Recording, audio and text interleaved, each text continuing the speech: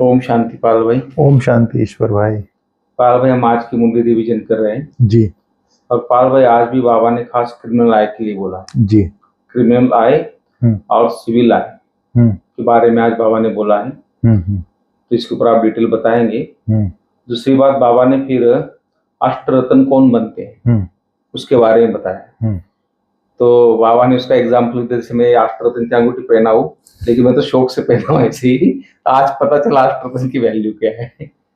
तो इसके बारे में बाबा ने आज बताया है क्यों पहनते उसके लिए, उनकी यादगार क्या है। तीसरी बात पाल भाई, बाबा ने बोला है कि बृहस्पति की दशा और राहु की दशा, इसके बारे में बाबा ने आज मुरली में क्लियर किया है जी। तो ये सब बातें आप थोड़ा क्लियर करेंगे डिटेल में। और बाबा ने संतुष्ट होने के बारे में पाल भाई आज बोला है।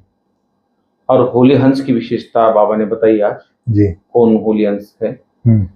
और जैसे बाबा ने क्रिमिनल आय के बारे में, जैसे अपवित्र आत्मा के बारे में बाबा ने बोला है कि अपवित्र आत्मा इंद्र सभा में आ नहीं सकती है। तो इस तरह बाबा ने आज तक प्यूरिटी, मेन प्यूरिटी की पूरी मुरली आज पूरी जी, उसी पे आधार पे बाबा ने बोला है क्रिमिनल आय के बारे, सिविल आय। जी जी। तो मैं आपसे निवेदन है कि आप थोड़ा डिटेल बताइए आज की मुरली के बारे में। ओम शांति ईश्वर भाई। ओम शांति। आज हम लोग 14 अगस्त 2024 की मुरली रिवीजन कर रहे हैं। आज बाबा ने खास क्रिमिनल दृष्टि से सिविल दृष्टि कैसे बनाना है इसके बारे में शिक्षा दिया है। आज बाबा ने कहा है, मीठे बच्चे, तुम्हारा अनादि नाता है भाई भाई का। तुम साकार में भाई बहन हो, इसलिए तुम्हारी कभी क्रिमिनल दृष्टि जा नहीं सकती जी। क्यों क्रिमिनल दृष्टि जा नहीं सकती बोला बाबा ने? तुम ब्रह्मा कुमार कुमारियां ही ब्रह्मा बाप ने एडाप्ट किया है। भाई बहन, हाँ भाई भाई हो गए। हाँ, बहुत बच्चे होते हैं, एक होते हैं प्रजापिता के और एक होते हैं परम पिता परमात्मा शिव के जी। तो जरूर परमात्मा शिव और ब्रह्मा बाबा का आपस में कनेक्शन है जी। क्योंकि उनके हैं रूहानी बच्चे। किसके? शिव बाबा के जी। सब आत्मा के रूप में सब रूहानी बच्चे हैं। और इनके हैं मतलब ब्रह्मा के हैं जिस्मानी बच्चे। अगर उनके हैं तो जैसे भाई भाई है। किसके? शिव के हैं तो आत्मा आत्मा भाई भाई। और प्रजापिता ब्रह्मा के साकार भाई बहन हो जाते हैं। तो भाई बहन का क्रिमिनल नाता नहीं होता। तो इसीलिए बाबा ने कहा अनादि नाता। अगर परम धाम में है तो भाई भाई है, और साकार ब्रह्मा के औलाद हैं तो भाई बहन है, इसलिए क्रिमिनल दृष्टि जा नहीं सकती। फिर बाबा ने कहा तुम्हारे लिए आवाज भी होता है कि सबको भाई बहन बनाते हैं ब्रह्मा कुमारियों के लिए, जिससे शुद्ध नाता रहे, क्रिमिनल दृष्टि न जाए। सिर्फ इस जन्म के लिए दृष्टि, यह दृष्टि अगर पक्का हो जाए, ऐसी दृष्टि पड़ जाए, बाबा बोलता है फिर भविष्य में कभी क्रिमिनल दृष्टि नहीं पड़ेगी। ऐसे नहीं कि वहां भाई बहन समझते हैं, कहाँ? सतयुग में वहां भी महाराजा महारानी जैसे होते हैं वैसे ही होते हैं। विकारी दृष्टि नहीं होती, आत्मिक दृष्टि होती है, बाबा ने कहा। फिर बाबा ने कहा विजयी अष्टरत्न कौन बनते हैं, उनकी वैल्यू क्या है? जिनकी मनसा में भी क्रिमिनल ख्यालात नहीं रहते, पूरी सिविल आई। क्रिमिनल माना विकारी ख्यालात, विकारी ख्यालात, हाँ, और पूरी तरह निर्विकारी ख्यालात हो, वही अष्टरत्न बनते हैं, वही कर्मातीत अवस्था को पाते हैं। उनकी इतनी अधिक वैल्यू होती है, जो किसी पर अगर ग्रहचारी बैठती है तो उसके याद में अष्टरत्न की अंगूठी पहनाते हैं। मतलब ग्रहचारी इनकी पूरी तरह से उतरी हुई है कि इनकी अष्टरत्नों की, तो उसके यादगार में अष्टरत्नों की अंगूठी ग्रहचारी उतारने के लिए अष्टरत्नों की अंगूठी पहनाते हैं। समझते हैं इससे ग्रहचारी उतर जाएगी। समझ में आया कितनी बड़ी उन लोगों की पूरी तरह से ग्रहचारी उतरी हुई थी, तो उनके याद करने से हमारी ग्रहचारी उतर जाएगी। उनका अंगूठी पहन लेंगे तो हमारी ग्रहचारी उतर जाएगी, ये समझ के लोग अंगूठी पहनते हैं। बाबा ने कहा अष्टरत्न वाले दुरानदेशी बुद्धि होने के कारण भाई भाई की स्मृति में निरंतर रहते हैं। आज बाबा ने खास इसके लिए ही बोला, हम आत्माएं उनकी संतान हैं। शिव बाबा के लिए एडाप्टेड नहीं कहेंगे, ब्रह्मा के लिए ही एडाप्टेड कहेंगे।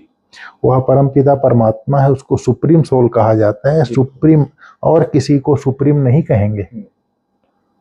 बाबा ने कहा वह परम पिता परमात्मा सुप्रीम सोल है और किसी को नहीं कहेंगे। सुप्रीम कहा जाता है संपूर्ण पवित्र को जी। ऐसे नहीं कहेंगे सब में प्यूरिटी है। अभी हम लोग प्यूरिटी सीख रहे हैं संगम पर जी। फिर बाबा ने कहा सतयुग कलयुग को बहुत लोग जानते ही, बहुत लोग जानते हैं, लेकिन कलयुग और सतयुग के बीच को संगम कहा जाता है, इसको नहीं जानते हैं।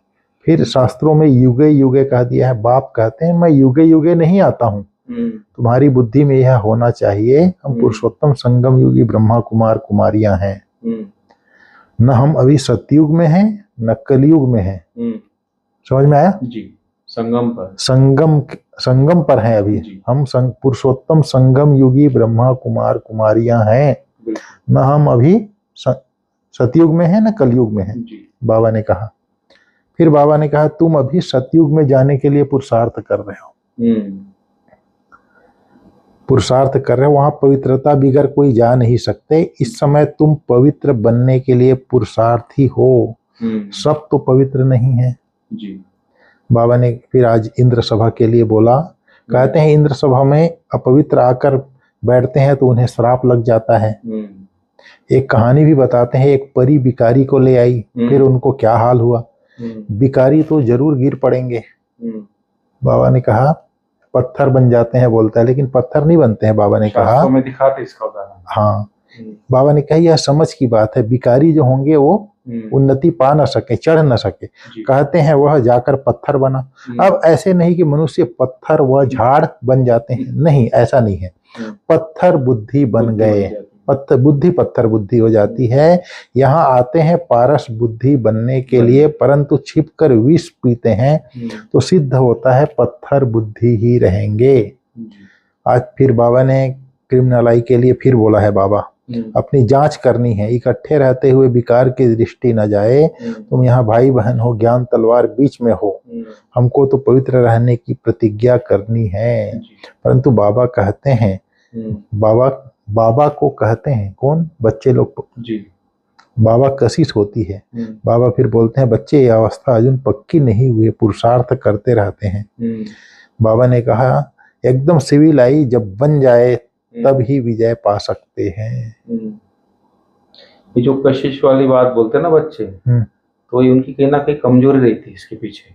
हाँ, मानव कहीं ना कहीं जुड़े उसमें माया से, तभी कशिश होती है। अगर माया से नहीं जुड़े हो तो नहीं होगी। हाँ, तो बाबा ने बोला ना अवस्था नहीं बनी है तब। कई कुछ पढ़ रहे हैं, कई कुछ देख रहे हैं, कई ऐसा समाचार सुन रहे हैं, कुछ किताबें ऐसी पढ़ रहे हैं, सुना फिर कुछ सोशल मीडिया में ऐसा कुछ देख रहे हैं, तो फिर अंदर मन में वो संस्कार तो है ना 63 जन्म का, फिर वो कशिश होती है। बिल्कुल। अगर ज्ञान युग में बुद्धि लग जाए और बाबा एक बाबा दूसरा ना कोई, तो मुझे लगता है कि इन सब चीजों से दूर हो जाएंगे। बार बार संकल्प, हल्का सा संकल्प मात्र, तुरंत वो सावधान हो जाएंगे सेकंड में। लेकिन बाबा ने अष्टरत्न का जो बताया ना कि संकल्प में भी नहीं रहेगा वो अवस्था, मनसा ख्यालात में भी नहीं चाहिए। बाबा ने आज बोला अष्टरत्न निकलते हैं।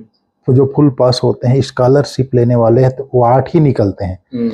फिर जब बीच में फिर उन्हों को रत्न बनाने वाला जो होता है, जौहरी होता है, अंगूठी बनाते हैं, उसमें रत्न बना शिव बाबा को डालता है 9वां रत्न।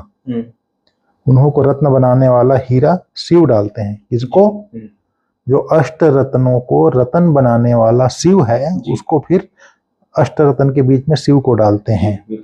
जिसने ऐसे रत्न बनाए, ग्रहचारी बैठते हैं तो 8 रत्न की अंगूठी पहनते हैं।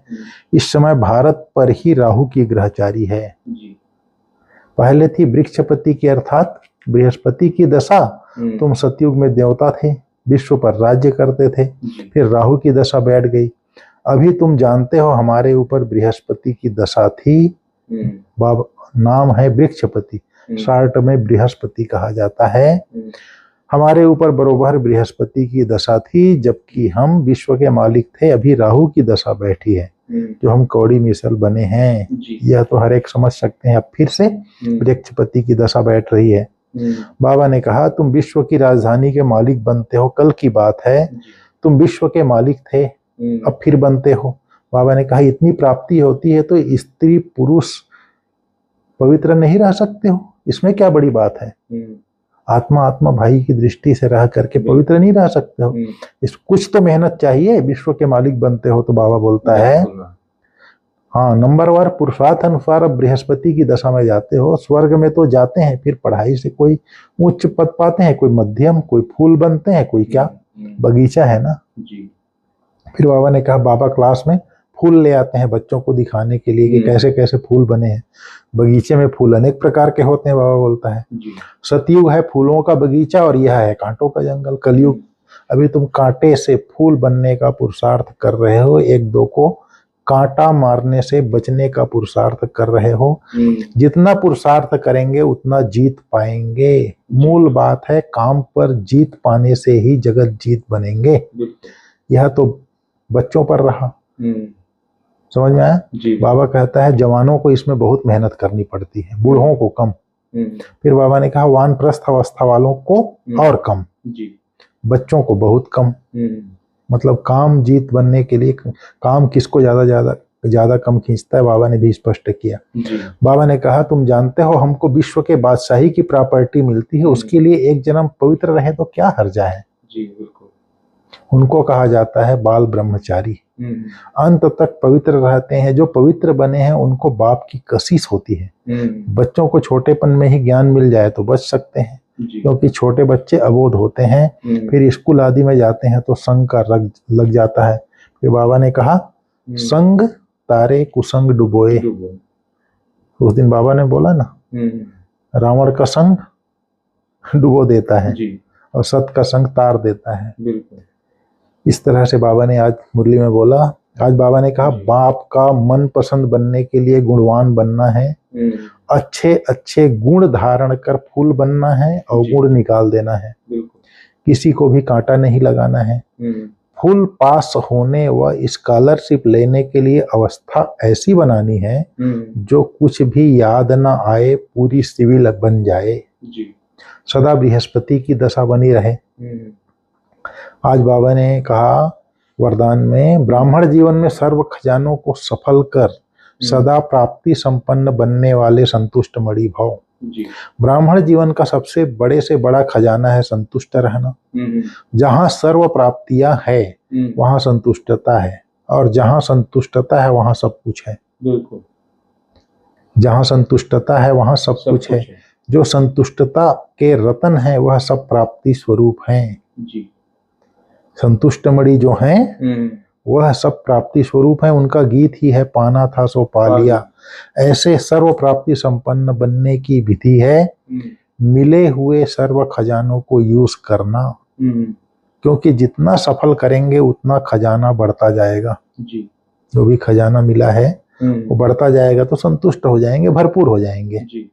इसलिए बाबा ने कहा ब्राह्मण जीवन में सर्व खजानों को सफल कर सदा प्राप्ति संपन्न बनने वाले संतुष्ट मणि भव। ये ऐसा खजाना है जो जितना बांटोगे उतना बढ़ता है, जितना बांटेंगे बढ़ता जाएगा, भरपूर होते जाएंगे।